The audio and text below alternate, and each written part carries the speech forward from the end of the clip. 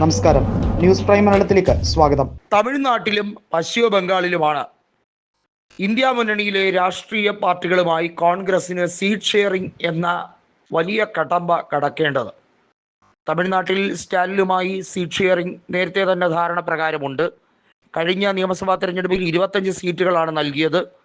എന്നാൽ ഇക്കുറി അത് 40 വരെ നീണ്ടുപോകാനുള്ള സാധ്യതകളും കാണുന്നുണ്ട്. കാരണം കോൺഗ്രസിൻ്റെ വിന്നബിലിറ്റി തമിഴ്നാട്ടിൽ താരതമ്യേന കൂടുതലാണ് എന്ന തിരിച്ചറിവ് സ്റ്റാലിനെ വലിയ തോതിൽ മുന്നോട്ട് നയിക്കാൻ പ്രേരിപ്പിക്കുന്നുണ്ട്. എന്നാൽ പശ്ചിമ ബംഗാളിൽ കഴിഞ്ഞ ഏതാനും കാലങ്ങളായി, അതായത് 2011 നിയമസഭാ തെരഞ്ഞെടുപ്പിന് ശേഷം കോൺഗ്രസുമായി വേർപെട്ട് തൃണമൂൽ കോൺഗ്രസ് പ്രത്യേകമായി തന്നെ ഒറ്റയ്ക്ക് നിയമസഭാ തെരഞ്ഞെടുപ്പിൽ നേരിടുന്നു. അവർ വിജയിക്കുന്നുണ്ട്.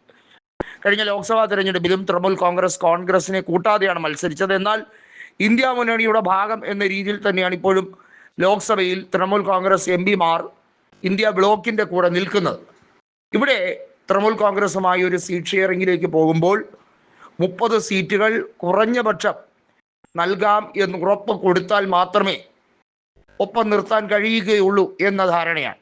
എന്നാൽ ഇന്ത്യ മുന്നണി എന്ന സംവിധാനം തന്നെ മാറ്റണം, പകരം യുണൈറ്റഡ് പ്രോഗ്രസീവ് അലയൻസ് എന്ന സംവിധാനത്തിലേക്ക് തിരികെ വരണം എന്ന ആവശ്യം വളരെ അതിവിപുലമായി ഉണ്ട്.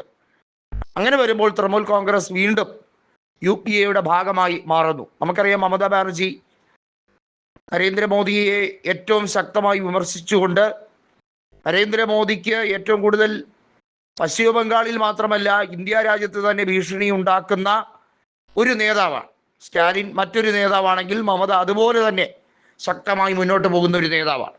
അത്തരത്തിലുള്ളവരെ ഇന്ത്യ മുന്നണിയിൽ ഒപ്പം കൂട്ടി അവരെ പരമാവധി വിശ്വാസത്തിലെടുത്ത് മുന്നോട്ട് പോകാൻ തന്നെയാണ് രാഹുൽ ഗാന്ധി എല്ലാ കാലഘട്ടത്തിലും ശ്രമിച്ചുകൊണ്ടിരിക്കുന്നത്.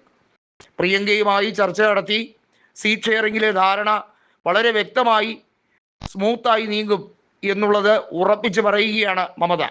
അങ്ങനെ വരുമ്പോൾ അത് ശുഭപ്രതീക്ഷയാണ്. വരുന്ന നിയമസഭാ തെരഞ്ഞെടുപ്പിൽ കോൺഗ്രസിനെ ഒപ്പം കൂട്ടിയാൽ തീർച്ചയായും മതേതര വോട്ടുകളിൽ ഒരു വിള്ളൽ വരില്ല. അത് ഇടതുപക്ഷത്തേക്ക് പോയി സ്പോയിലർ ആകില്ല. കാരണം നമുക്കറിയാം, ഇപ്പോഴും ഇടതുപക്ഷത്തിന് 10,000 മുതൽ 20,000 വോട്ട് വരെ കിട്ടുന്ന 10-15 നിയോജക മണ്ഡലങ്ങൾ ബംഗാളിൽ ഇപ്പോഴുമുണ്ട്. അങ്ങനെയുള്ള മണ്ഡലങ്ങളിൽ കോൺഗ്രസ് സ്ഥാനാർത്ഥികൾ അവരോടൊപ്പം കൈകോർത്താൽ അത് BJPക്ക് നേട്ടമായി മാറും. തൃണമൂൽ കോൺഗ്രസ് വോട്ടുകൾ സ്പ്ലിറ്റ് ആകില്ലെങ്കിൽ പോലും അധികമായി BJP വിരുദ്ധ വോട്ടുകൾ സ്കാറ്റേർഡ് ആകുന്ന സാഹചര്യം വരും. അതുണ്ടാകാതിരിക്കണമെങ്കിൽ കോൺഗ്രസ് തൃണമൂൽ കോൺഗ്രസ് പാളയത്തിലേക്ക് എത്തിയേ മതിയാകൂ എന്ന തിരിച്ചറിവ് മമതയ്ക്കും അഭിഷേക് ബാനർജിക്കും ഉണ്ടായിരിക്കുന്നു എന്നുള്ളത് യാഥാർത്ഥ്യമാണ്.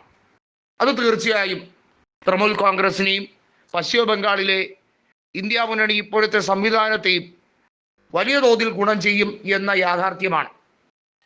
തമിഴ്നാട്ടിൽ നിലവിലെ കോൺഗ്രസ് ലോക്സഭാ തെരഞ്ഞെടുപ്പിൽ നേടിയ വിജയത്തിൻ്റെ തുടർച്ച ആവർത്തിക്കാൻ ശ്രമിക്കുമ്പോൾ അതും തീർച്ചയായും മുന്നണി സംവിധാനത്തെ ബലപ്പെടുത്തും.